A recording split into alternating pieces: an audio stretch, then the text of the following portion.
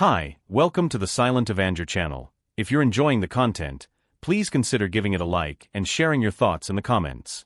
Let's dive into today's story. My name's Mark, and I need to vent about something that's turned my life completely upside down. I guess I'm hoping for advice, or maybe I just need to get it out. It's about my wife Amanda, and what she's done to us, our family, our life, and honestly my sanity. A little background about me: I'm an architect. I've worked hard to get where I am, late nights, tight deadlines, and always trying to balance that with being a good husband and father. Amanda and I have been married for 18 years. We met in college, back when life felt simple, and I thought she was my forever.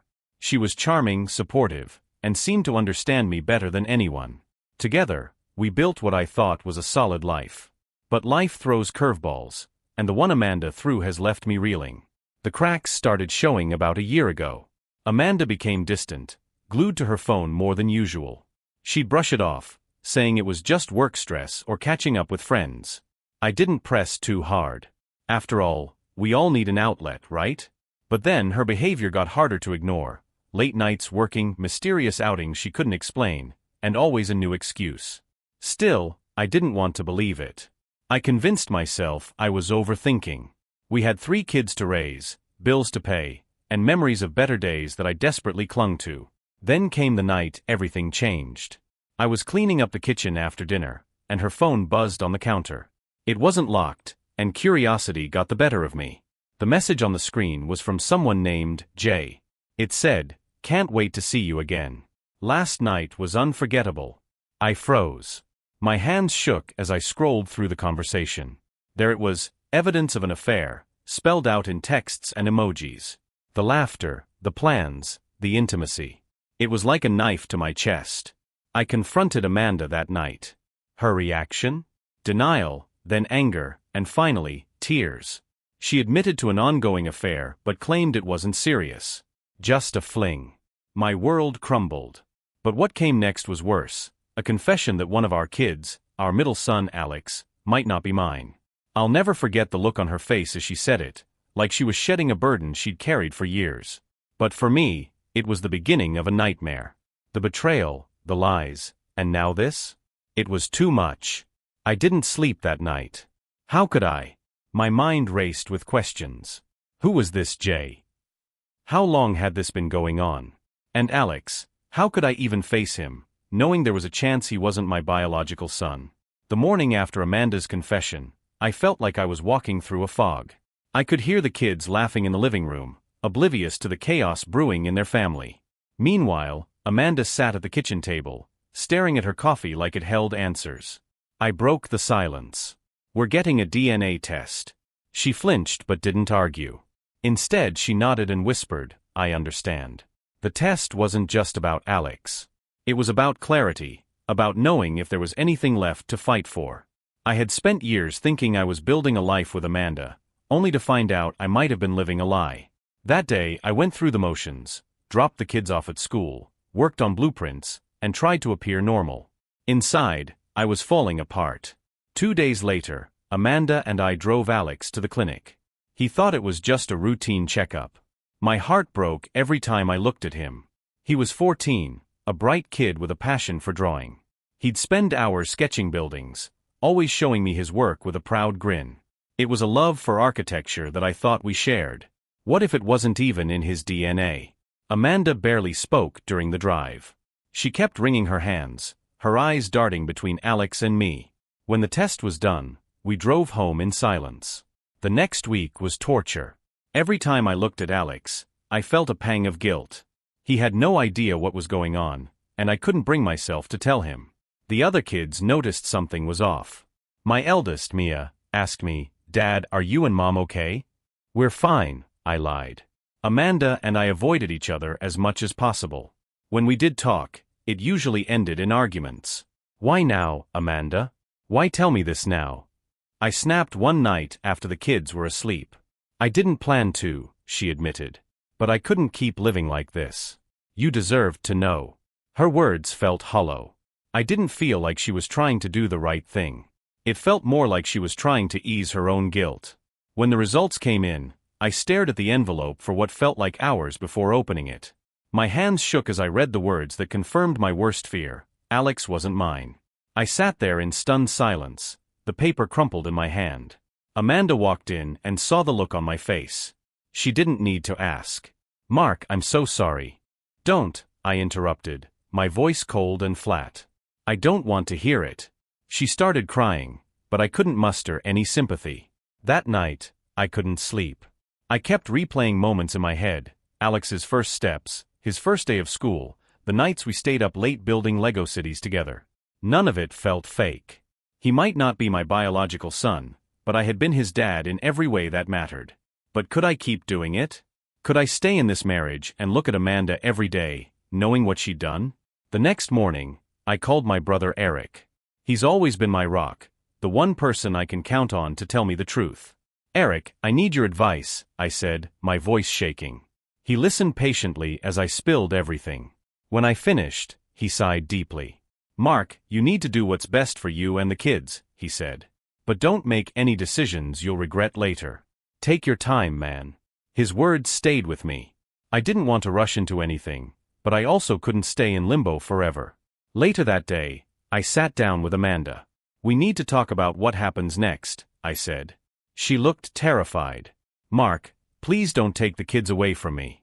I made a mistake, a horrible mistake, but I love them. I love you." I shook my head. I don't know if I believe that anymore.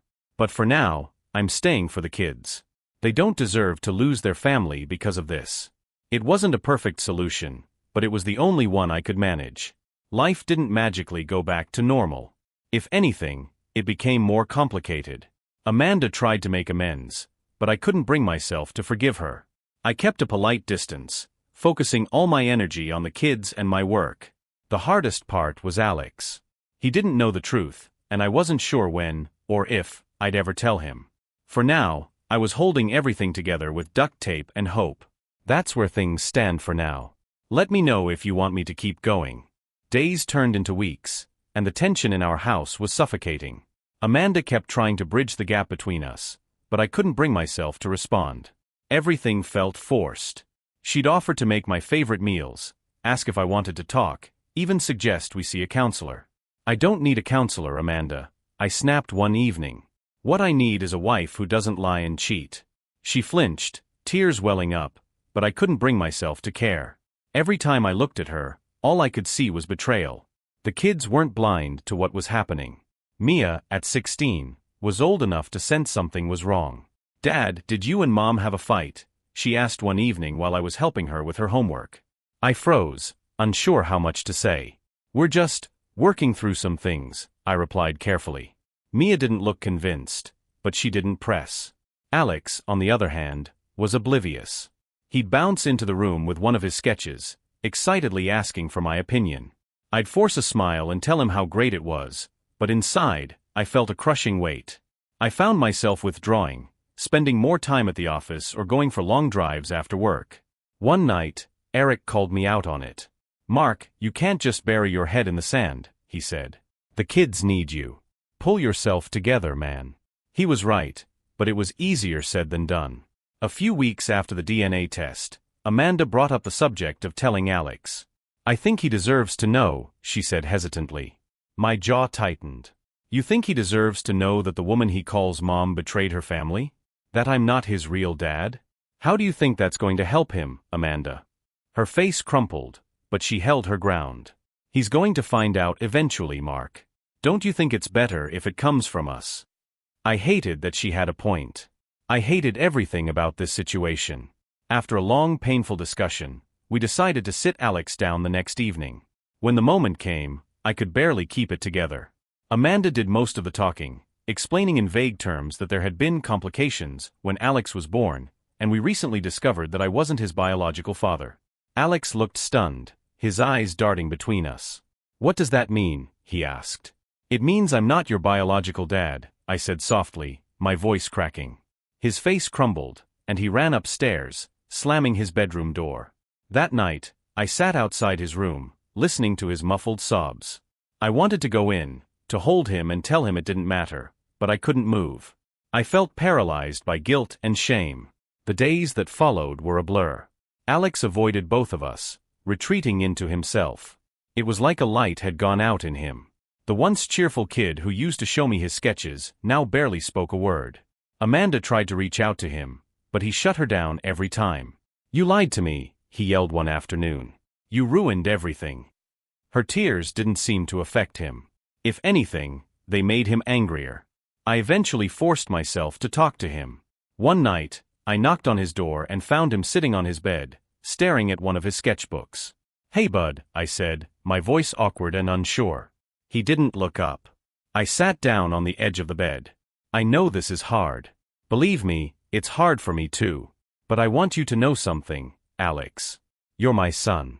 That hasn't changed, and it never will." He finally looked at me, his eyes red and swollen. "But you're not my real dad." I swallowed hard. "Maybe not by blood, but in every way that matters, I am. I've been there for every moment of your life, and I'm not going anywhere." For the first time in days, he leaned into me, letting me hug him. "I don't care about the DNA," I whispered. "I love you, Alex. That's never going to change." That conversation was a turning point for Alex and me, but it didn't fix everything. Our relationship felt fragile, like it could shatter at any moment. And Amanda? Well, things between us were worse than ever. Alex and I started to rebuild something resembling normalcy, but with Amanda, it was a different story. The tension between us was palpable. We spoke only when necessary, mostly about the kids, and even then, our conversations were clipped and cold. She kept trying to apologize, to explain herself, but I didn't want to hear it. Every time she opened her mouth, it felt like she was reopening the wound. One evening, she cornered me in the living room after the kids had gone to bed. "Mark, we can't keep living like this," she said, her voice trembling. "Living like what?" I shot back. "You mean in the mess you created?" Her face flushed with frustration. "I know I screwed up. I know I hurt you. But we have to figure out a way to move forward, for the kids, if nothing else." I stood up, my anger boiling over. "Amanda, do you even hear yourself? Your acting like this is just some minor bump in the road. You lied to me for 14 years. You cheated. You let me believe Alex was mine, and now you want to move forward? How exactly do you see that happening?" She started crying, but I didn't feel any sympathy. "I don't know," she admitted. I don't want to lose everything, Mark. I love you. I love our family." "Funny way of showing it," I muttered as I walked out of the room. That night, I slept in the guest room again. The strain wasn't just affecting me and Amanda, it was bleeding into the kids' lives too. Mia had started spending more time out of the house, always studying at a friend's place or working on a group project. I knew she was avoiding the tension at home. The youngest, Lily, was only 8 and didn't understand what was going on, but she picked up on the mood. "Why are you and Mommy always mad at each other?" she asked me one night as I tucked her into bed. I froze, unsure how to answer. "Sometimes grown-ups go through tough times," I said finally. "But it doesn't mean we don't love you and your brother and sister." "Do you still love Mommy?" she asked, her big eyes staring up at me. I hesitated, the words catching in my throat. "It's complicated, sweetheart," I said, kissing her forehead. A few weeks later, Eric showed up unannounced. He had this way of knowing when I was spiraling. "Let's go for a drive," he said, grabbing my keys. We ended up at a quiet park, sitting on a bench overlooking the lake. Eric waited until I was ready to talk, which didn't take long. "I feel like I'm drowning," I admitted. "Every time I look at her, I can't. I can't trust her. I can't forgive her." "You don't have to forgive her, Mark," he said. "Not right now, maybe not ever. But you do have to decide what you want. Do you want to keep trying, or is it time to walk away?" I stared at the water, my mind racing. "The kids complicate everything," I said. "I don't want them growing up in a broken home." Eric nodded. "But a home full of resentment and anger isn't much better. You can still be a good dad without staying with Amanda." His words hit me like a punch to the gut. I knew he was right, but the thought of leaving, of tearing our family apart, was overwhelming. When I got home that night, Amanda was waiting for me. "We need to talk," she said. I sighed, sitting down across from her. "What now?" "I've been thinking," she began. "If you need space, if you need time to figure things out, I'll give it to you. I'll move out for a while." Her words caught me off guard. For the first time, It felt like she was truly acknowledging the damage she'd done. "I don't know if that's the answer," I said finally. "But maybe it's a start." She nodded, tears streaming down her face. "I just want you to know, no matter what happens, I'm sorry. For everything." It was the closest thing to sincerity I'd heard from her in weeks. A few days later, Amanda packed a bag and moved in with her sister. The house felt emptier without her, but it was also quieter, less tense. The kids had mixed reactions.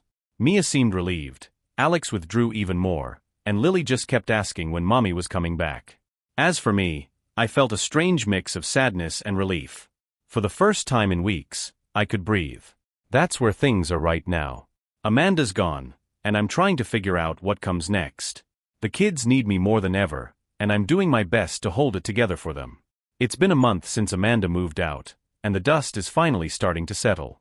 The kids are adjusting in their own ways, though it hasn't been easy. Mia spends most of her time at her friend's house, and when she's home, she avoids talking about anything serious. Alex is still Alex, but he doesn't talk about Amanda at all. Lily is the only one who outright asks when Mommy's coming back, and every time she does, I have to come up with some vague excuse. As for me, I've been walking a tightrope between keeping the household running and dealing with my own emotions. Some days are better than others. Work has been my escape, late nights at the office, extra projects, anything to keep my mind occupied. Eric stops by often, usually with food or some excuse to check on me. One night, he brought over burgers, a six-pack, and a card game. "You can't just keep working yourself to death, man," he said, shuffling the deck. "You need to actually deal with this." I shrugged, taking a swig of beer. "Dealing with it doesn't pay the bills, Eric." He didn't push, but I could see the concern in his eyes. About 2 weeks after Amanda left, she called to ask if she could take the kids for the weekend. I hesitated. Part of me wanted to say no. After everything she'd done, it felt like she didn't deserve to play the good mom role. But the kids missed her, and I wasn't about to use them as pawns in our mess. "Fine," I said, keeping my tone neutral. "But don't disappoint them, Amanda. They need stability right now." She sounded genuinely grateful, which only made me angrier. When she came to pick them up, Alex barely looked at her. Mia gave her a quick hug, but her expression was cold. Only Lily ran into her arms like nothing had changed. I stood in the doorway, watching as they drove off. The house was eerily quiet after they left. That weekend, with the kids gone, I had more time to think than I wanted. I ended up calling Eric again, and we met at a bar. "So," he said after our drinks arrived, "have you thought about what you're going to do long term?" "Not really," I admitted. "I can't even wrap my head around the idea of filing for divorce. It feels final." Eric leaned back in his chair. "Maybe it's time to stop thinking about what's fair to Amanda and start thinking about what's fair to you." His words stuck with me. Fair to me. It felt like such a foreign concept.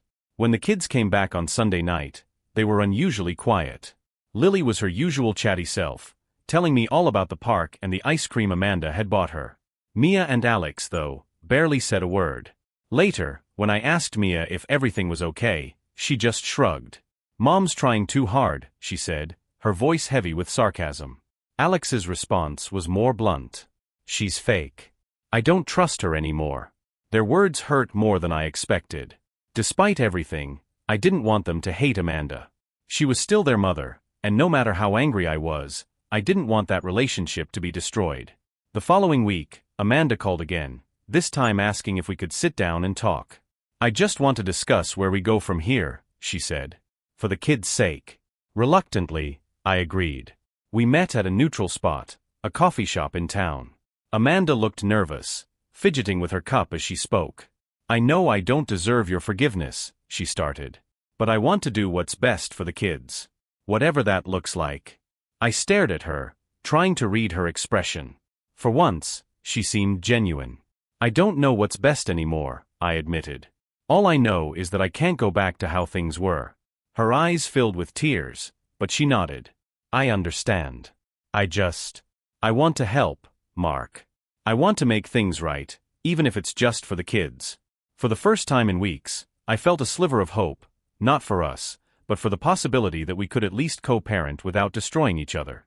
When I got home that night, I found Alex at the kitchen table, sketching one of his elaborate building designs. "Hey bud," I said, sitting down next to him. "That looks incredible." He didn't look up. "Thanks." After a long pause, he finally spoke. "Are you and Mom getting back together?" The question hit me like a truck. "I don't know, Alex," I said honestly. "But whatever happens, I'm here for you. That's not going to change." He nodded, his focus still on his sketch. "I hope you don't," he muttered under his breath. I didn't know how to respond, so I just sat there, watching him draw. That's where things are now.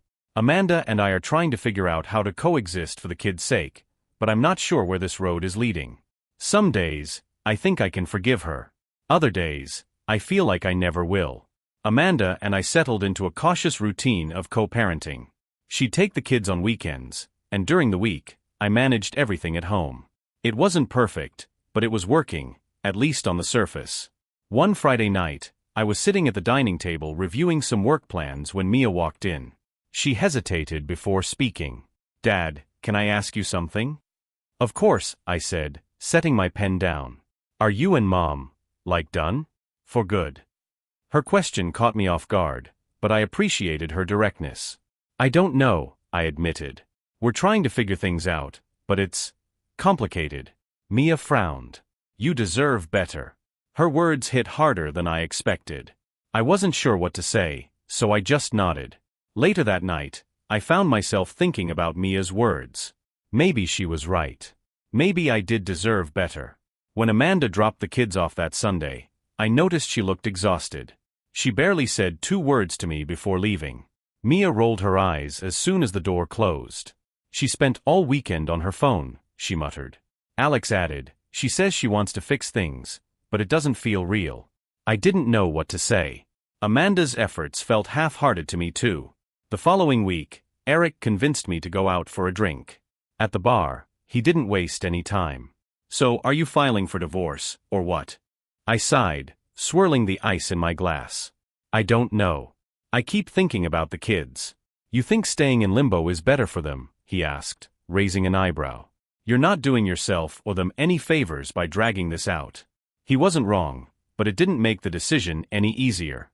That weekend, while Amanda had the kids, I sat down with a lawyer to discuss my options.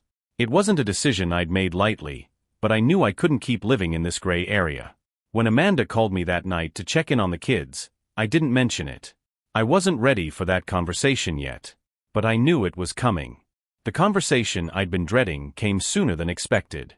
The following week, Amanda called and asked if we could meet again. I agreed, though I felt the weight of what was coming. We met at the same coffee shop. She looked nervous, clutching her cup like it was a lifeline. "I know you've been meeting with a lawyer," she started, her voice shaky. I wasn't surprised she knew. Mia had probably let something slip. "I have," I said simply. Her face fell. "So, that's it? You're filing for divorce." I took a deep breath. "Amanda, I've spent weeks trying to figure out if there's any way to move forward from this. But I can't keep living like this, pretending everything is fine when it's not. This isn't just about us. It's about the kids, too. They deserve stability, and so do I." Tears filled her eyes, but she didn't argue. For once, she just nodded. "I understand. I don't want to make this harder than it already is." Her calm acceptance caught me off guard. I expected more resistance, more pleading. Instead, there was only quiet resignation. That night, after putting the kids to bed, I sat alone in the living room, staring at the divorce papers I'd picked up earlier. My hands trembled as I signed them, each stroke of the pen feeling heavier than the last. The next morning, I called Amanda and told her the papers were ready. "Do you want me to come pick them up?" she asked softly. "No," I said. "I'll drop them off." When I arrived at her sister's house, she was waiting on the porch. I handed her the envelope, and for a moment, neither of us spoke. "I'm sorry it came to this," she said finally. "So am I," I replied. The weeks that followed were a blur of logistics, splitting assets, finalizing custody arrangements, and explaining everything to the kids. Mia took it the hardest. "You could have tried harder," she said one night, her voice shaking with anger. "Mia, I did try," I said gently. "But sometimes, trying isn't enough." Alex, surprisingly, seemed more at peace. "Good," he said when I told him. Maybe now things will be normal again. Lily was the most confused. Why can't you and Mommy just fix it? She asked, her big eyes filled with tears. I hugged her tightly, trying to hold back my own emotions. Sometimes grown-ups can't fix everything, I said. But I promise we'll always love you no matter what. With the divorce finalized, I felt an odd mix of relief and sadness. It wasn't the ending I'd wanted for my family, but it was the only path forward. Life after the divorce was quieter, but not necessarily easier. Amanda and I had agreed on joint custody, so the kids spent half their time with me and half with her. It was an adjustment for everyone, and the first few weeks were rocky. Mia barely spoke to either of us, retreating further into her shell. Alex, on the other hand, seemed to thrive with the new arrangement. He spent hours sketching, even showing me a new design he'd been working on, a model of a house with 2 separate wings connected by a shared living space. "Think this could work?" he asked, handing me the sketch. I studied it, marveling at the thought he'd put into it. "It's brilliant, Alex," I said. "You've got an eye for this." He smiled for the first time in days. Lily, as always, was the glue holding us together. She'd bounce between me and her siblings, filling the house with her chatter. "Daddy, can we bake cookies this weekend?" she asked one Friday evening. "Of course," I said, grateful for her ability to bring some normalcy back into our lives. I didn't see Amanda much, aside from the occasional drop-off or pickup. She looked tired, like the weight of everything was finally catching up to her. One evening, as she came to pick up the kids, she lingered at the door. "Mark, can we talk for a minute?" I hesitated, but nodded. "What's on your mind?" I wanted to say thank you," she said, her voice barely above a whisper, "for not shutting me out completely. I know I've made mistakes, big ones, but I appreciate how you've handled all of this." I didn't know what to say. Part of me wanted to lash out, to remind her of everything she'd cost me, but another part was just tired. "Let's just focus on the kids," I said finally. She nodded, her eyes glistening with unshed tears. "I agree." The next few months were uneventful, which was a relief. Work kept me busy, and the kids seemed to settle into the new routine. Then one Saturday afternoon, there was a knock at my door. When I opened it, I was surprised to see Katie, our next-door neighbor. "Hey Mark," she said, holding a plate of cookies. "Thought you might need these." I chuckled, gesturing for her to come in. "Thanks, Katie. You didn't have to do that." "I know," she said, setting the plate on the counter. "But I figured it might brighten your day." Katie had always been kind, but I hadn't realized how much I appreciated her presence until that moment. We sat at the table, chatting about everything and nothing. "You're doing a great job, you know," she said suddenly. I looked at her, confused. "What do you mean?" "With the kids," she said. "They're lucky to have you." Her words warmed something in me I hadn't felt in a long time.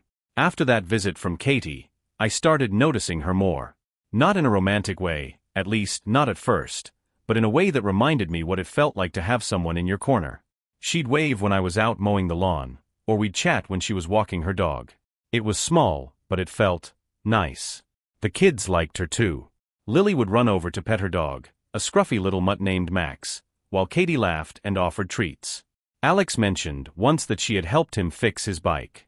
Mia even talked to her a little, which was rare these days. One evening, Katie stopped by again, this time with a bottle of wine. "Thought you might need a break," she said, holding it up with a grin. I invited her in, and we ended up sitting on the back porch, sipping wine and talking as the sun set. "How are you holding up?" she asked, her tone more serious this time. I shrugged. "Some days are better than others. The kids are the only thing keeping me grounded." She nodded, swirling her glass. "You're a good dad, Mark. That's obvious." Her words hit me harder than I expected.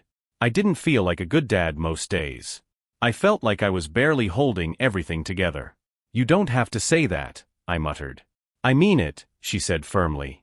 "You're doing the best you can, and that's more than a lot of people manage." We sat in silence for a while after that, the air between us feeling a little heavier, but not in a bad way. Over the next few weeks, Katie became a regular part of our lives. She'd join us for dinner sometimes, or we'd all play board games together. The kids adored her, and honestly, so did I. One Friday evening, after the kids had gone to bed, Katie stayed a little longer than usual. We were sitting on the couch, flipping through TV channels, when she turned to me. Can I ask you something? She said hesitantly. Of course, I replied. Do you think you'll ever be ready to, date again? Her question caught me off guard. I hadn't even considered it. My focus had been entirely on the kids and keeping our lives stable. I don't know, I said honestly. It's hard to imagine trusting someone like that again. She nodded, looking thoughtful. I get it. But, if you ever do, just know that you're worth it. Someone would be lucky to have you. Her words lingered long after she left that night. The next weekend, Amanda took the kids as usual. I found myself thinking about Katie more than I probably should have. There was something about her kindness, her patience, the way she just fit into my life so effortlessly. I wasn't sure if I was ready for anything more, but for the first time, I felt like maybe I could be. The following Monday, I found myself looking forward to seeing Katie again. It wasn't intentional, but she'd become a bright spot in the middle of my messy life. That evening, while I was making dinner, she stopped by to return a dish I'd lent her. Smells good in here, she said, peeking into the kitchen. Spaghetti night, I said with a grin. Want to join us? She hesitated. I don't want to intrude. You're not intruding, I said. The kids would love it. She smiled and stepped inside.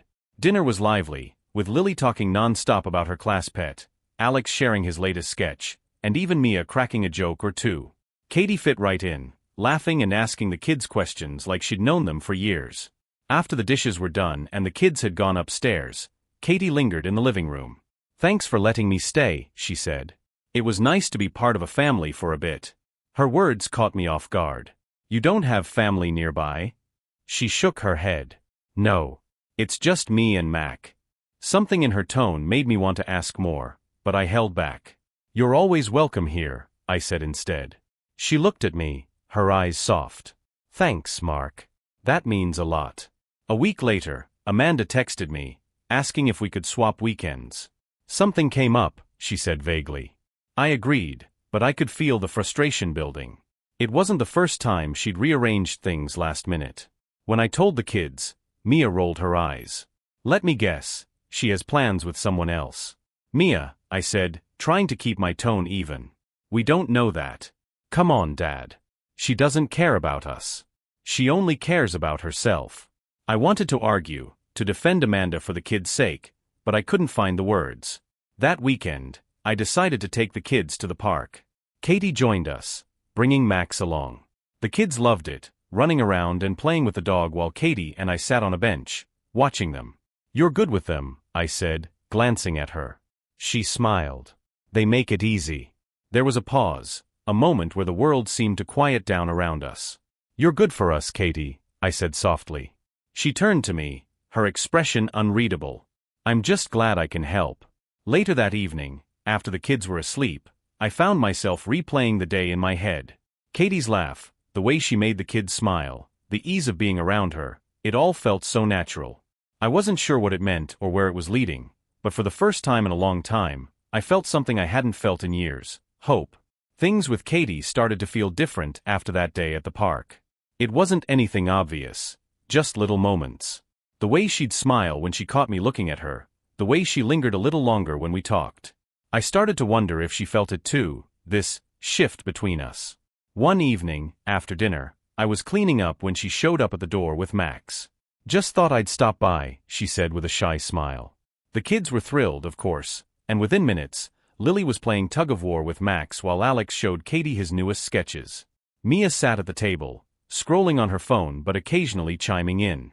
After the kids went upstairs, Katie and I sat on the couch, sipping coffee. There was a comfortable silence between us, but I could feel something unspoken hanging in the air. Mark, she said suddenly, setting her mug down. Can I ask you something? Of course, I said, leaning back. Do you think you'll ever let yourself be happy again? The question caught me off guard. I don't know, I admitted. It's hard to imagine trusting someone after everything that's happened. She nodded, her expression thoughtful. I get that. But you deserve to be happy. You deserve someone who sees how incredible you are. Her words hung between us, heavy and meaningful. I wasn't sure how to respond, so I didn't. Instead, I reached out and took her hand. She didn't pull away. Over the next few weeks, Katie became an even bigger part of our lives. She'd stop by for dinner, join us on outings, and even babysit when I had to work late. The kids adored her, and I was starting to feel things I hadn't felt in a long time. One Saturday evening, after the kids had gone to bed, Katie stayed behind to help me clean up. As we finished the dishes, she turned to me, drying her hands. "Mark, there's something I need to say," she began, her voice steady but soft. "Okay," I said, my chest tightening. "I care about you, a lot," she said, her eyes searching mine. "And I care about the kids. But I don't want to make things harder for you. If we are going to make sense, I need to know you're ready." I swallowed hard, feeling a mix of fear and hope. "Katie, I'm scared," I admitted. "But I think I want to try." Her face softened, and she smiled. That's all I needed to hear. I took a step closer, and before I could overthink it, I kissed her. It was slow and tentative, but it felt right, like something that had been waiting to happen. When we pulled apart, she laughed softly. Well, that's a start. For the first time in what felt like forever, I went to bed that night feeling something other than anger or sadness. I felt alive. The weeks after that kiss with Katie felt surreal. It wasn't like we suddenly became a couple. We were careful, easing into whatever this was. For the kids' sake, we kept things low-key, though I think Mia had already figured it out. One afternoon, while Katie and I were sitting on the back porch, Mia came outside with her arms crossed. "So," she started, her tone flat, "are you two, like a thing now?" Katie's eyes widened, but I kept my cool. "We're just spending time together," I said carefully. Mia raised an eyebrow. "Dad, I'm not stupid. I see the way you look at each other." Katie started to say something, but I cut her off. "Look, Mia, nothing's official, okay? We're just taking things slow." Mia studied us for a moment before shrugging. "Whatever. Just don't mess it up." She walked back inside, leaving Katie and me sitting in stunned silence. "Well," Katie said after a moment, "she's observant." "She's a teenager," I replied with a smirk. It's her job to call me out. The more time Katie spent with us, the more I realized how much she was filling the gaps Amanda had left behind. She wasn't trying to replace anyone, but she had a way of making things feel lighter, easier. One evening, while we were watching a movie with the kids, Lily climbed into Katie's lap and fell asleep. I glanced over at her, the soft glow of the TV lighting her face as she held Lily close. In that moment, something clicked. This wasn't just about me and Katie anymore. She was becoming a part of our family, whether we'd planned for it or not. That weekend, Amanda came to pick up the kids as usual. When she saw Katie's car in the driveway, her expression darkened. "Who's here?" she asked as I opened the door. "A friend," I said evenly. She gave me a pointed look. "You mean your new girlfriend?" I didn't rise to the bait. "Amanda, this isn't the time or place." She scoffed. "Of course it isn't." The kids piled out of the house, saving me from the rest of the conversation. As they got into her car, Amanda shot me one last glare before driving off. That night, Katie noticed I was quieter than usual.